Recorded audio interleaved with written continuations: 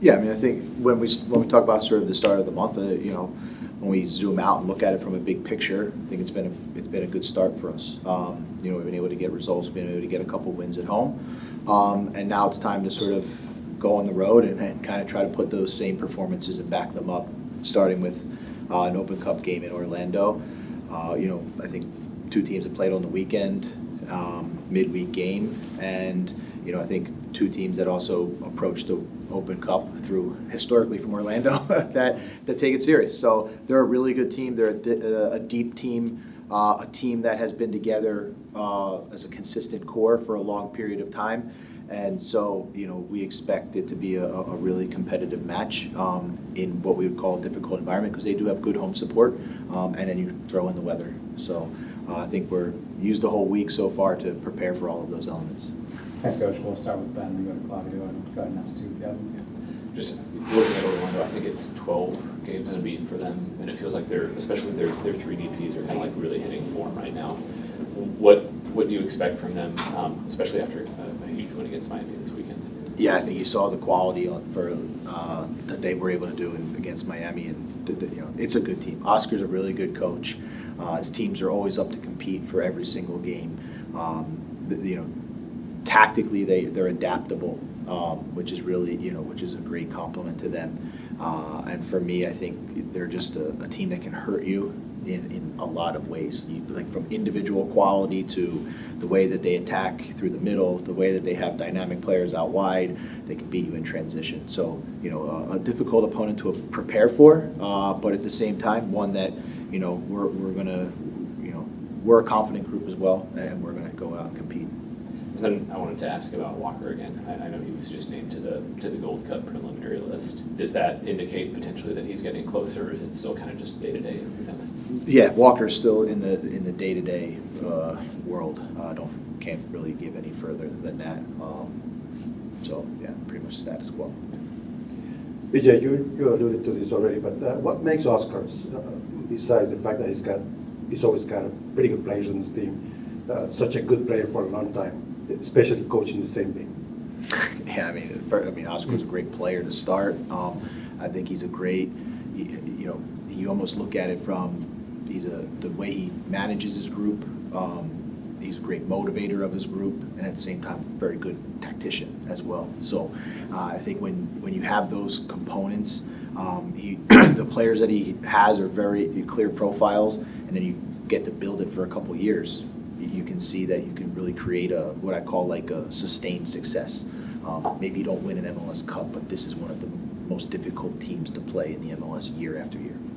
On hindsight of what's been happening in Nashville, I remember well when you had to make a decision in terms of who was taking the penalty kicks, because for whatever reason, Hanny was just missing them. Nothing that he was trying to miss them, but is it something particular about the way he's taking the free kicks right now? Is that something that you have to actually look into, or you've already done, in terms of if you need to have somebody else actually do him? Or I just want your opinion about what you see about the fact that he had like 3 different kicks, direct kicks, very similar in condition and very similar in the results last game. No, I think we've been really dangerous on attacking free kicks the whole season, whether it's from corner kicks or wide free kicks.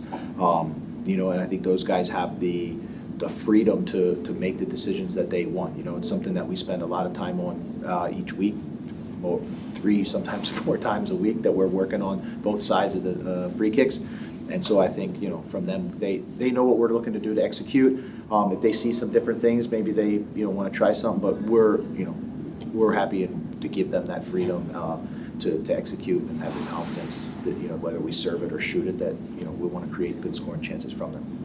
We'll go to Jacob and Caitlin, and Yeah. if you have a question on the Zoom, reminder to use the hand raise function. Yeah, just sorry I'm a little late today, but I wanted to know how do you prepare for a match that could go 120 minutes plus penalties? How do you go from just preparing for what is going to be like a 90-minute game in MLS to having to potentially play those 30 extra minutes and then the penalty shoot as well? How do you prepare for that? Yeah, it's a couple different components to that. For us, I think it's about making sure that we manage the game overall, and so the other challenging is you only have 18 on your roster, 16 field players for the Open Cup. So, you know, you have less, I would say, flexibility. So players that can look to play multiple positions, I think, is a huge thing. Something we've talked about with certain guys. They might have to play different roles and different responsibilities even inside the same game. From the 120 minutes, that's stuff that we program into our training way before today or tomorrow, or that's kind of done starting in the preseason, and then it just comes down to a mentality. Like a team that wants to, if it does go 120 minutes, if it does go to penalties, that we're a team that can respond, and I think we've shown that throughout the year in some moments of adversity for us, and so we can fall back on those experiences. And I guess what do you feel are maybe some of those moments of adversity that you can point to if it does get into a crunch time situation on Wednesday? What are maybe one or two moments you would point to?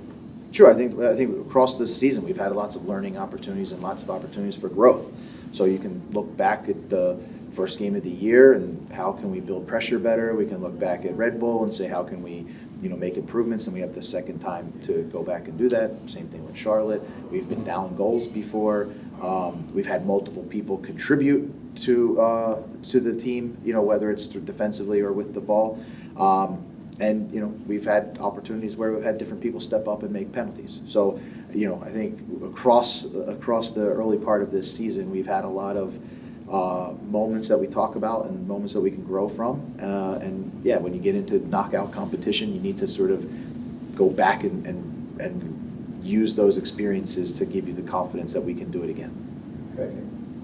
With congestion in the schedule, you've been playing different people. How has chemistry been in those situations? Yeah, I think it's been really good. This is a really close-knit group, and we're really intentional about making sure that we're all part of it. We're all part of it all of the time, and so to have this schedule congestion, it actually gives us the opportunity to give more players playing time, and have been really happy to see a lot of them step up and make the same contributions. And we're gonna for the next couple of games, we're going to continue to call on a lot of people as well.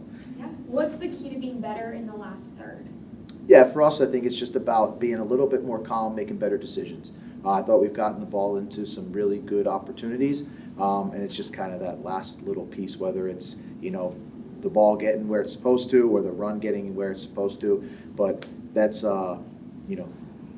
that's the game of soccer in general. That's why it's a low-scoring game, because that's the hardest area and just something that we'll continue to sort of push and look to improve. Last question. You talked about decisions. What made you confident to put Applewhite in and that he was ready to play, a whole game? Yeah, because of his performances, he earned that opportunity.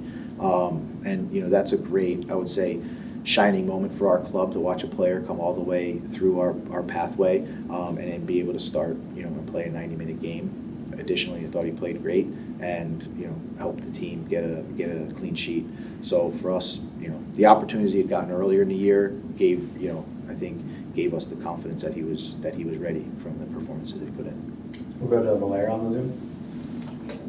Hey BJ, prior to joining Nashville, Orlando and Nashville have had a history of important matches, playoffs, Open Cup. There's honestly a lot of animosity every time these two sides play each other. I'm just wondering if anybody filled you in, whether it was players or somebody else, on kind of what goes on in these games usually? Yes, it's certainly something that our club takes seriously. We know that we know the history, and this can be another chapter in that. But for us, it's also an opportunity for us to focus on sort of writing our next page of our chapter 6. And this, what is this 2025 team going to be about? So again, we hope, we expect that we'll be able to go and put in a good performance down there against a team that we know is going to compete at a really high level. And then just on penalty shootouts, we've seen coaches take different routes. Some coaches leave it up to the players. Some coaches have a set list. How are you planning to handle that if the occasion occurs? Yeah, I think we've obviously trained penalties throughout the year. I think we have a group of players that will be expected to shoot, but at the same time, we're not naive to think that the game also presents certain challenges throughout if we're in penalties through 120 minutes. So we prepare all of our players to do it, and then it kind of, I would say, becomes, obviously with a preferred group, and then comes a little bit of feel and feedback.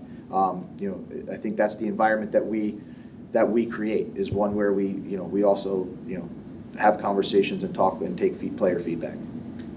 Josh from the broadcast, I saw your hand up, it's down now, but go ahead if you have a question. Yeah, I was just going to ask about Applewhite, but that question was taken. I'm just curious, though, Coach, given your history with U.S. Soccer, now this is your first year with Nashville, what it would mean for you guys to make a run deep in this tournament and maybe come out with the trophy in the end? Yeah, and I would say prior to my opportunity to work for U.S. Soccer was in Philadelphia. It was, I think we went to 3 Open Cup finals in maybe 4 years or 5 years that I was there. Unfortunately, we didn't win, but the tournament feels different. It does have a different feel. It's the oldest trophy that we have in this country, and for someone who's committed to growing the game in this country at all levels, I think that it's a privilege to always get to compete here, and it is truly the one trophy that anybody in the country can win because teams can enter from any level and compete for it, and that's a special thing. It's a unique thing, and again, like I said from the beginning of this, it's something that we take seriously. All right, thanks so much, Coach. Thanks, guys. We'll see everyone virtually Wednesday from Orlando. That's one. You stand over here. Yes, 6, 7. Hey, over. Lovely. Up and go. Just wait. 3, 4, yes, 5. Turn.